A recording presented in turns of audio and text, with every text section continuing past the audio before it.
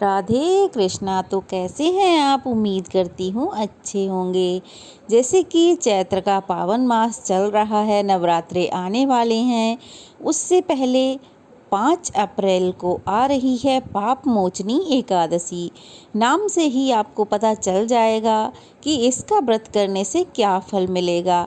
आपके सारे पाप नष्ट हो जाएंगे। तो मेरा आप सबसे निवेदन है कि इस एकादशी का व्रत जरूर करें और विधि विधान से पूजा करें और इसकी कथा अवश्य ही सुनें और पढ़ें। अगर पढ़ नहीं सकते हैं तो अपने फ़ोन में चलाकर सुनें। तो चलिए आज मैं आपको इसकी कथा सुनाने जा रही हूँ। बड़े ही ध्यान से सुनिएगा। आगे वीडियो में आपको पूजा विधि भी मिलेगी और किस टाइम पूजा करनी है ये शुभ मुहूर्त भी पता चल जाएगा। तो चलिए सबसे पहले कथा शुरू करते हैं। धर्मराज युधिष्ठिर बोले कि हे जनार्दन, चैत्र मास के कृष्ण पक्ष की एकादशी का क्या नाम है तथा उसकी क्या विधि है, कृपया करके मुझे बताइए। तो भगवान श्री कृष्ण बोले, हे राजन, चैत्र मास के कृष्ण पक्ष की एकादशी का नाम पाप मोचनी एकादशी है। इसके व्रत के प्रभाव से मनुष्यों के सभी पाप नष्ट हो जाते हैं। यह सब व्रतों में उत्तम व्रत माना गया है। इस पाप मोचनी एकादशी के महात्म के श्रवण या पठन से ही, मतलब सुनने या पढ़ने से ही समस्त पाप नष्ट हो जाते हैं।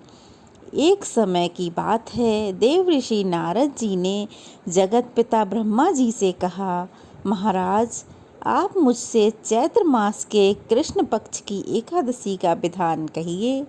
तो ब्रह्मा जी कहने लगे कि हे नारद जी, चैत्र मास के कृष्ण पक्ष की एकादशी पाप मोचनी एकादशी के रूप में मनाई जाती है।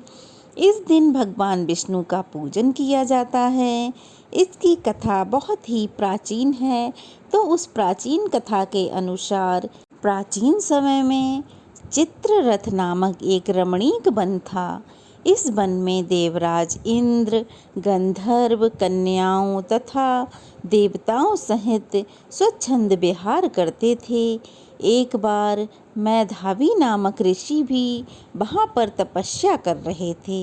वे ऋषि भगवान भोलेनाथ के उपासक थे तथा अप्सराएं शिव, द्रोहिणी, अनंगदाशी थीं। एक बार कामदेव ने मुनि का तप भंग करने के लिए उनके पास मंजू घोषा नामक एक अप्सरा को भेजा। अप्सरा आई और ऋषि को अपने बस में करने की चेष्टा करने लगी। वह कुछ ही दूरी पर बैठकर मधुर गाने लगी और बीड़ा बजाने लगी और उन्हें तरह तरह से मोहित करने लगी। युवा अवस्था वाले ऋषि भी उस अप्सरा के हाव भाव देख नृत्य गीतों पर मोहित हो गए और उसके साथ मधुर विहार करने लगे। रात्रि क्रीड़ा करते करते उन्हें 57 वर्ष व्यतीत हो गए, उन्हें ज्ञात ही नहीं हुआ। तब एक दिन मंजू घोषा ने देवलोक जाने की आज्ञा मांगी।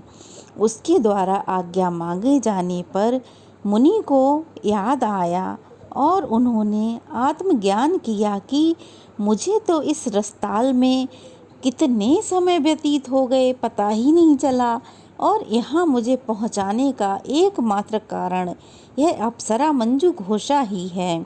यह सब सोचकर वह ऋषि बहुत ही क्रोधित हो गए और क्रोधित होकर उन्होंने मंजू घोषा को पिशाचिनी होने का श्राप दे दिया। श्राप को सुनकर मंजू घोषा ने कांपते हुए स्वर में ऋषि मुनि से मुक्ति का उपाय पूछा। तब मुनि श्री ने पाप मोचनी एकादशी का व्रत रखने को कहा और अप्सरा को मुक्ति का उपाय बताकर पिता च्वयन के आश्रम में चले गए। पुत्र के मुख से श्राप देने की बात सुनकर च्वयन ऋषि ने पुत्र की घोर निंदा की तथा उन्हें पाप मोचनी चैत्र कृष्ण एकादशी का व्रत करने की आज्ञा दी। व्रत के प्रभाव से मंजू घोषा पुनः अप्सरा बन गई पिशाचिनी देह से उसको मुक्ति मिल गई और वह अपने देवलोक में दोबारा से चली गई। अतः हे नारद, जो कोई मनुष्य विधि पूर्वक इस व्रत को करेगा उसके सारे पाप नष्ट होंगे और उसकी मुक्ति होना निश्चित है।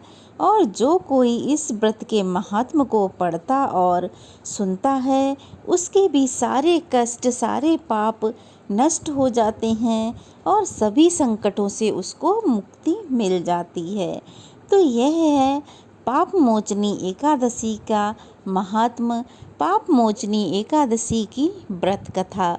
तो चलिए अब जान लेते हैं पाप मोचनी एकादशी व्रत का शुभ मुहूर्त क्या रहेगा। पंचांग के अनुसार चैत्र माह कृष्ण पक्ष की एकादशी तिथि 4 अप्रैल को शाम 4:14 पर शुरू होगी और अगले दिन 5 अप्रैल को दोपहर 1:28 पर समाप्त होगी।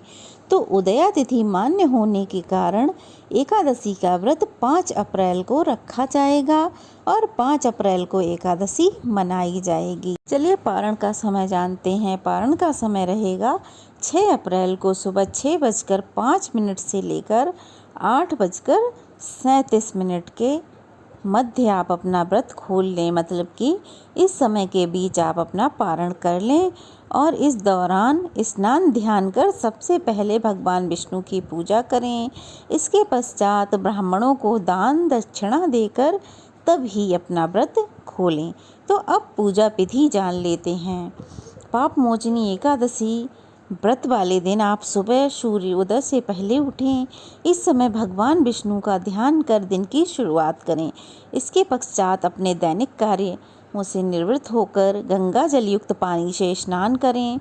इस समय आचमन कर अपने आप को शुद्ध करें। इसके बाद पीले रंग के वस्त्र धारण कर सूर्य देव को अर्घ दें। अब पूजा घर में एक चौकी पर पीला वस्त्र बिछाकर भगवान विष्णु की प्रतिमा स्थापित करें और पापोपचार कर विधि विधान से भगवान विष्णु की पूजा करें। पूजा के समय विष्णु चालीसा का पाठ करें और मंत्र का जाप करें। अंत में आरती कर सुख समृद्धि और धन वृद्धि की कामना करें। भगवान से क्षमा याचना करें। दिन भर उपवास रखें।